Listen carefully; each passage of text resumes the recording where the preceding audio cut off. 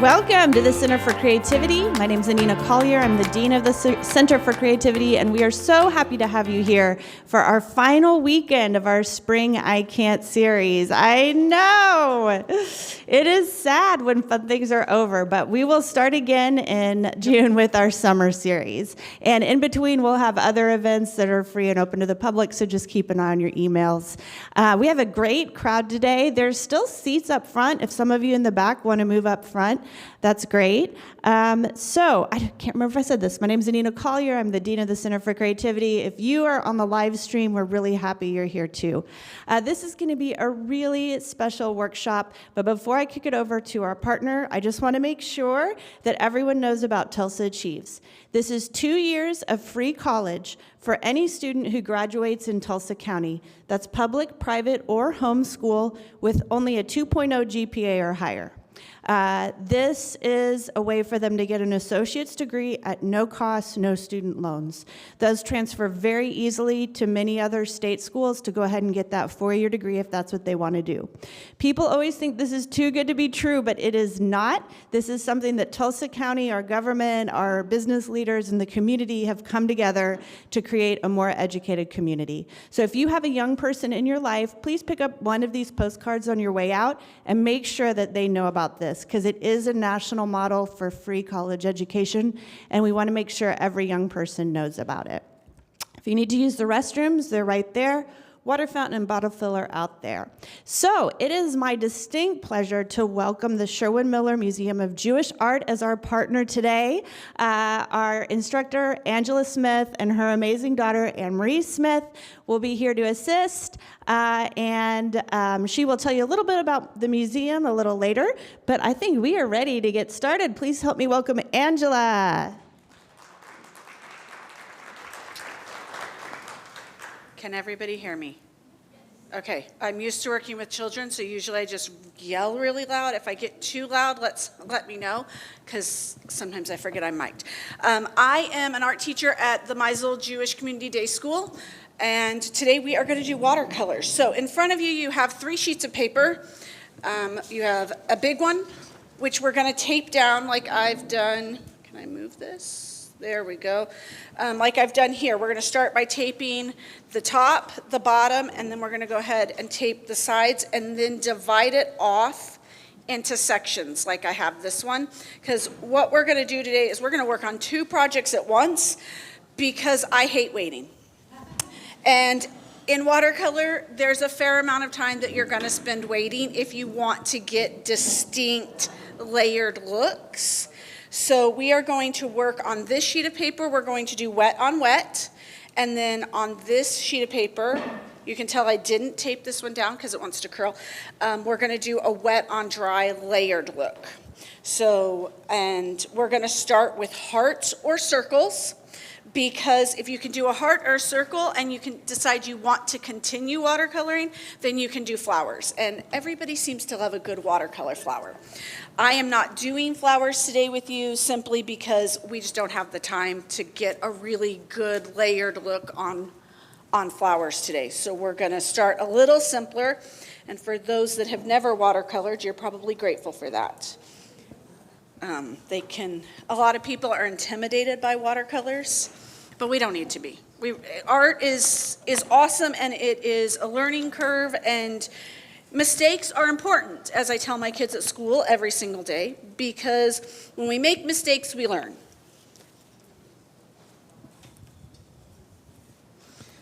We're just taping down. There we go. Now the tape you're using is a painter's or a craft tape. You could use any washi tape, works great for this if you're doing it at home. The blue painter's tape works great. Anything that's going to pull up pretty easily. I buy this in mass on Amazon. And it's, if you type in watercraft tape, it's going to come up. And what it's going to do is, especially with our wet on wet, it's going to prevent our colors from bleeding into each other because water likes to travel.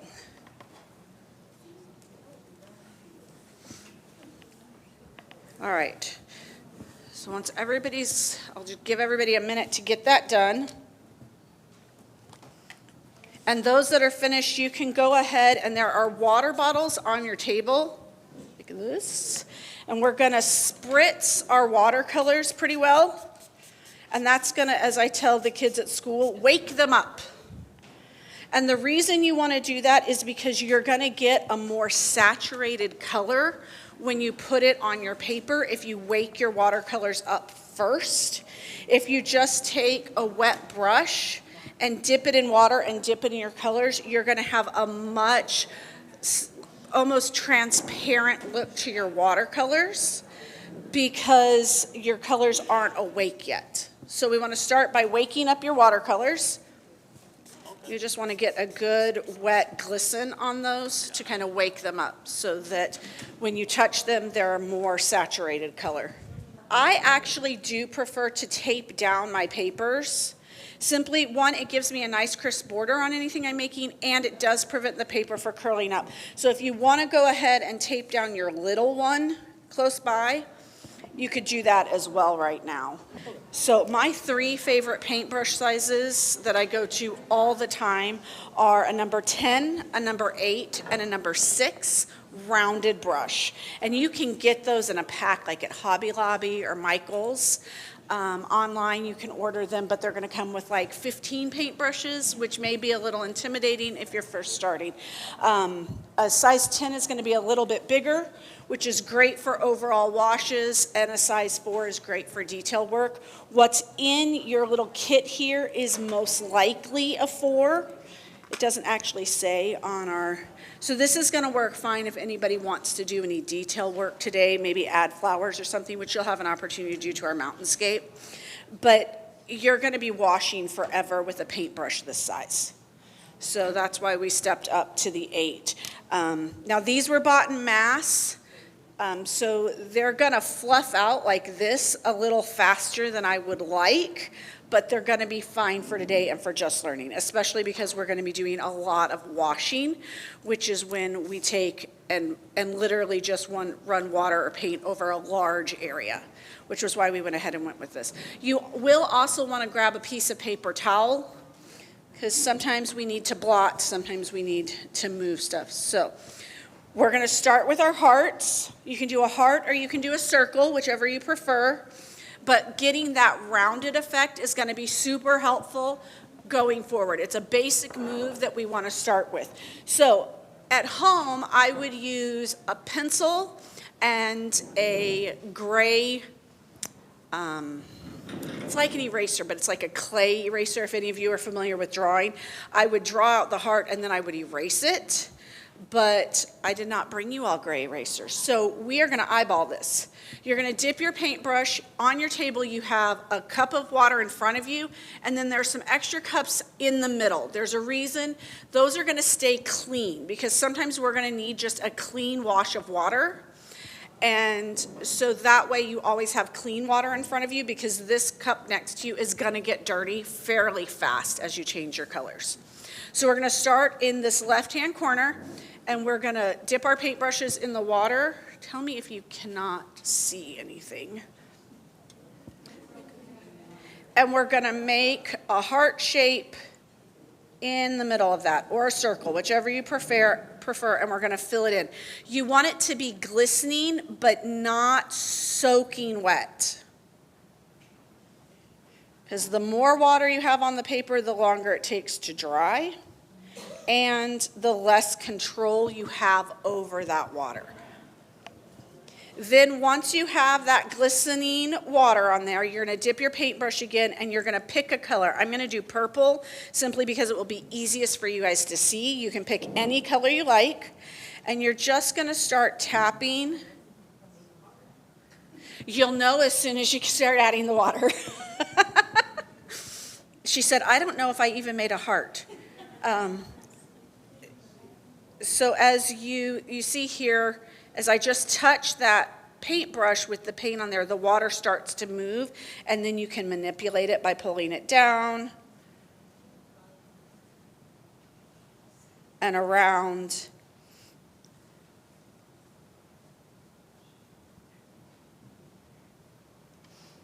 And we're gonna repeat this. If you want it darker, just go ahead and dip your paintbrush in that paint again, and then you can add like a darker shadow or darken the whole thing overall. See how here my paint is pretty light? If you start with your paint unawake, this is what you're gonna get a lot of. Whereas by spritzing it, I'm able to get a much darker color much faster.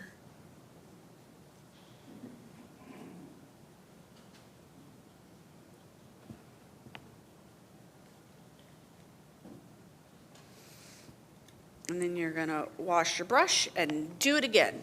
I'll do a circle on the next one.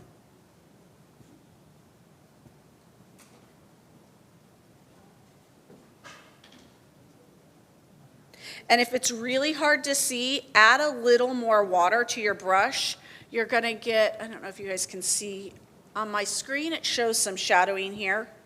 So you can get a little more glistening, which is gonna make it easier to see on your paper.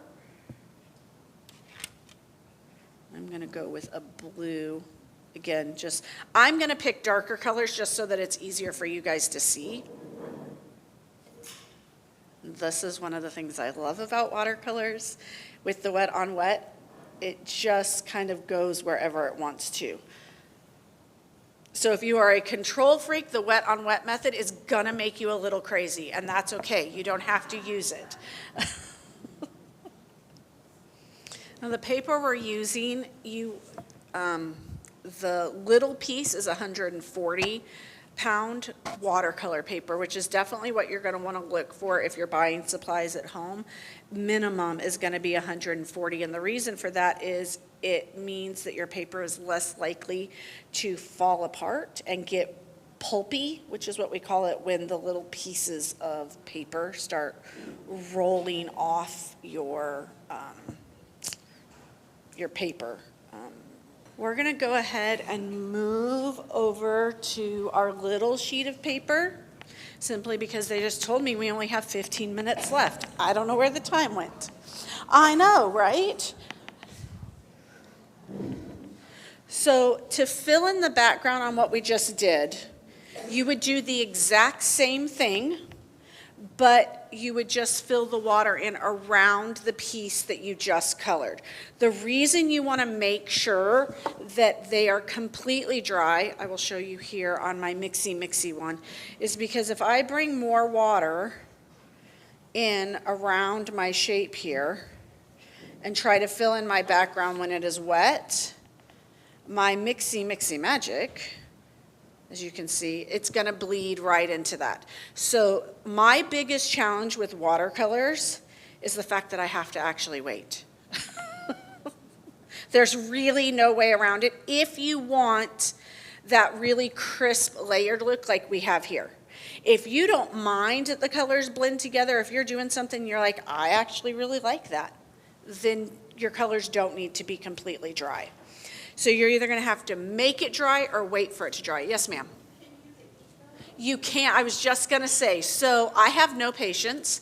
So at home, I use a heat gun. They're like $12 on Amazon, and I dry it very quickly, especially when I'm doing this kind of stuff, because did I mention I have no patience?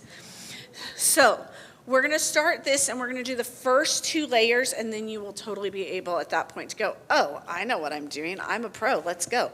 So we are going to start by getting our paintbrush wet in the clean water. And we're going to brush the water all the way down our paper, all the way down.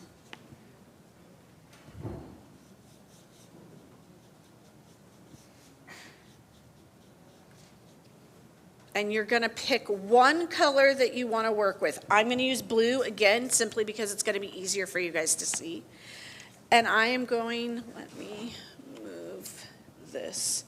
I'm going to take this blue paint, and I'm going to make a puddle of paint right up here.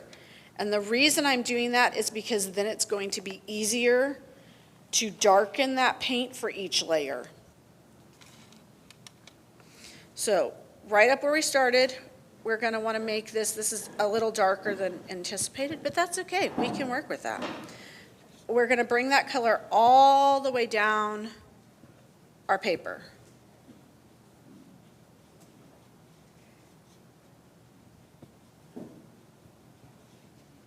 If it is darker than you would like, the beauty of paper towels.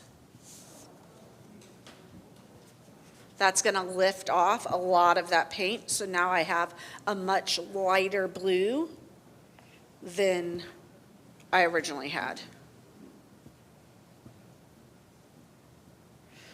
So we're going to wait for this to dry. If you want to blow on it, you can do that.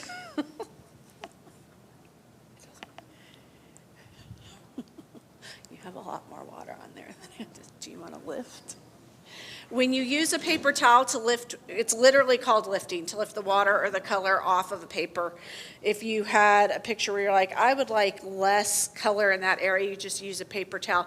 The one thing to know is that it's going to take whatever shape was on your paper towel is going to go onto your picture. So sometimes you may need to go back with just the tiniest amount of water and blend that out.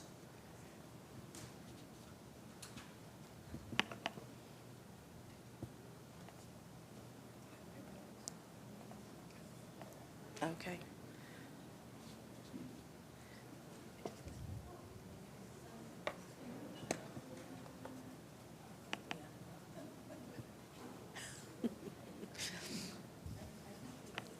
It's okay that it's really light. If it's really light, that's fine. We're going to blend up from that. Just put this in right here. There we go.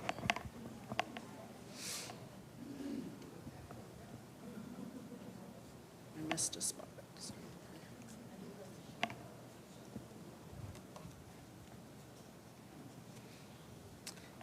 Now, while we're waiting for this to dry, I'm going to go ahead and mix up some more blue. If you already have a puddle of blue there, you're just going to add a little more paint to it to make it darker.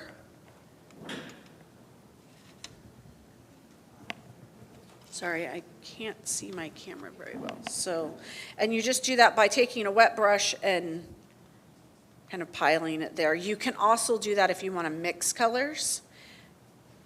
And then if you don't want them anymore at the end, you can just wipe them clean, or you can let them dry and then reactivate it with a spray of water, and you'll have a different color sitting there for you to use.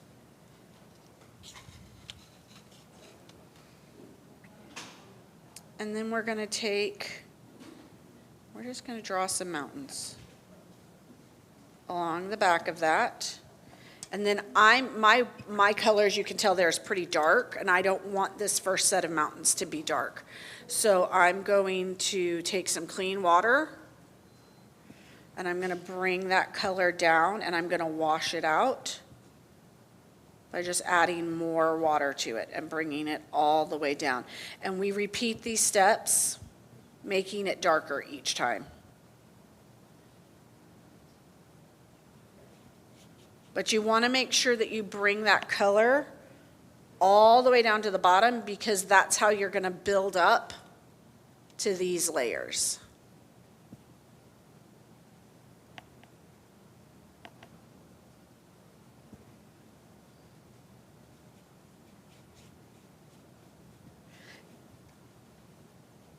Another thing that can really help with this is gravity. We have it taped to a table, obviously.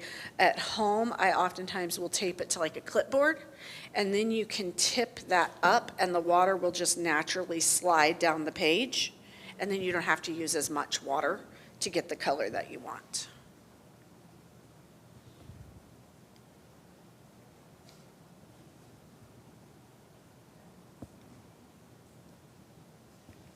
Now, I completely stole this class right here that we're doing with the mountains from Andrea Nelson.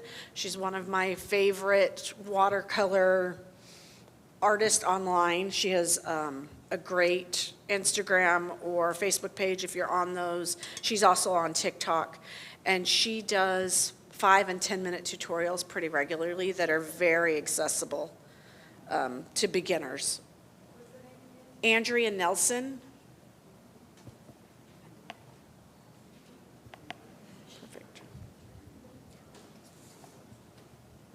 Now, while this is drying, if you want, we have, looks like 10-ish minutes. I don't know where the time goes. I apologize. You could go back and do your backgrounds on your shapes from earlier. And you're just going to do that with clean water, wrapping it around that shape, and then dropping in the color where you want it.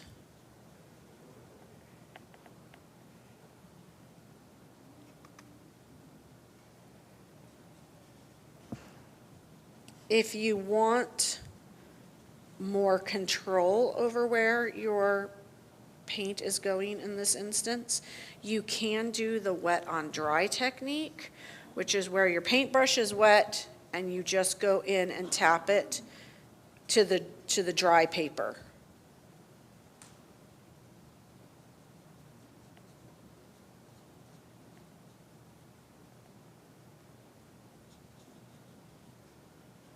This method is especially helpful if you're wanting a lot of pigment in any one area.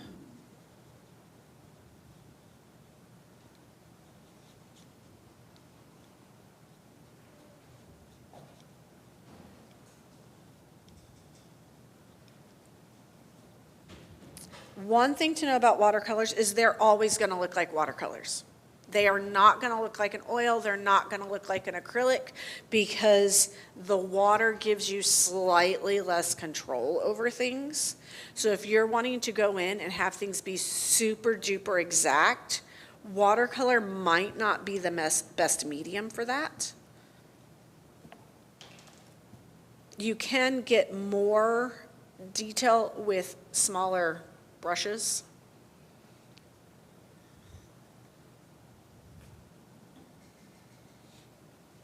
But it's always, as you can see here, it's always going to look like watercolor.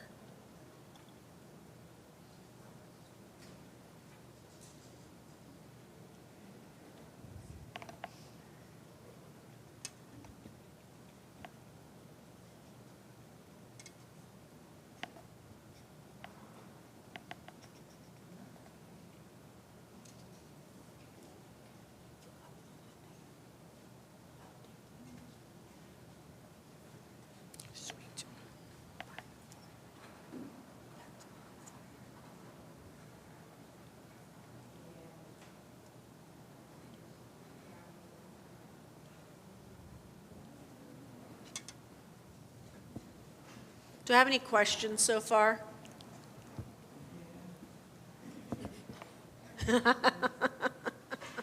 Questions I can answer for you.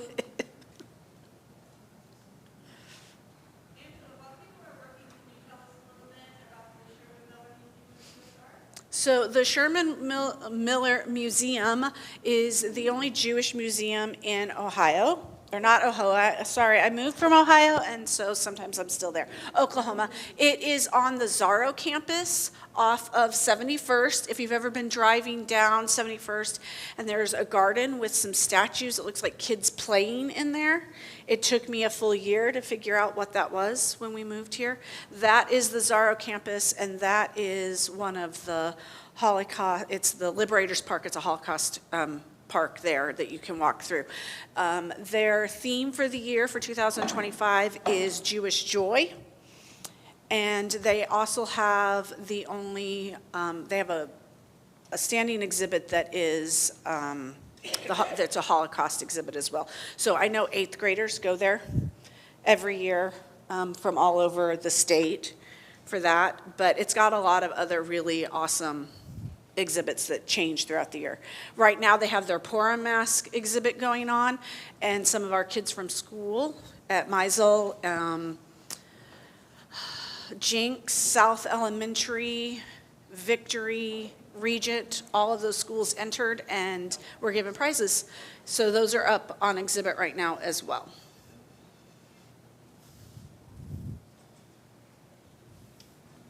All right, let's see where my mountains are at. See if we can add another layer. So for this layer, again, I'm going to use the same color. Now, once you get where you're feeling super efficient at this, like I've got this down, you could layer these with different colors. The one thing to remember about that, though, is you will have like a line there. What's beautiful about using the same color is that you don't get like, oh, this is gray and this is a lighter color, that kind of thing. So I'm going to do the same thing I did last time, but I'm doing it with a darker color. And I'm bringing that darker color all the way down.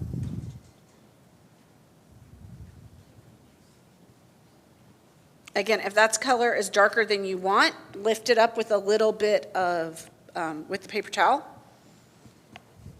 You can make that lighter or darker just by adding some water. You can see here, this is the paper we use to teach the kids at school how to watercolor, and I think it might be less than 140 weight, so it can get just a tiny bit pulpy when you're doing those layers. Paper, as a general rule, doesn't like water.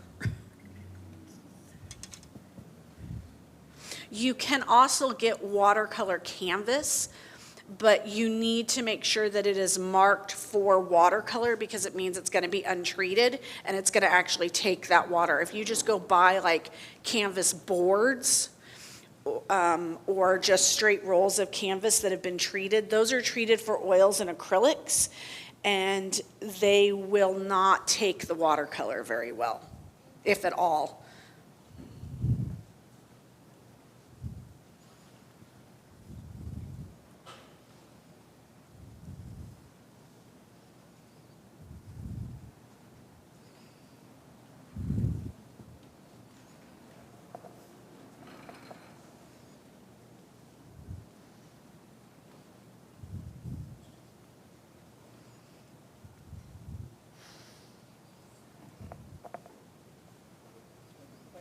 Yes, ma'am. Inexpensive watercolor paper, if you're wanting to buy in mass, like 300-400 sheets at a time, definitely Amazon. Otherwise, Hobby Lobby and Michael's sell packets of different sizes starting as little as $4.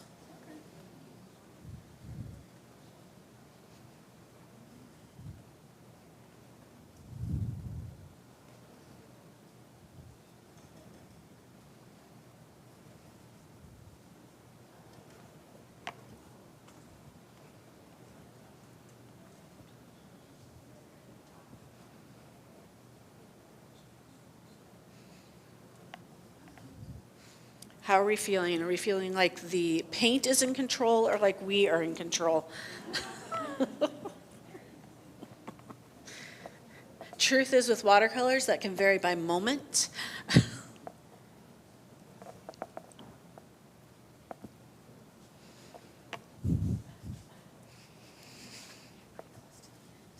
Okay.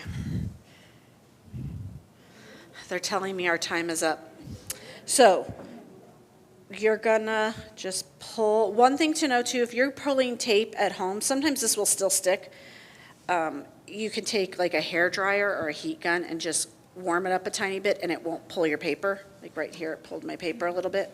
But you pull off the tape and you've got a beautiful little border. Anne Marie, we appreciate your help, and we so appreciate our partner, the Sherwin Miller Museum. Get down there and see it if you haven't. It's really cool.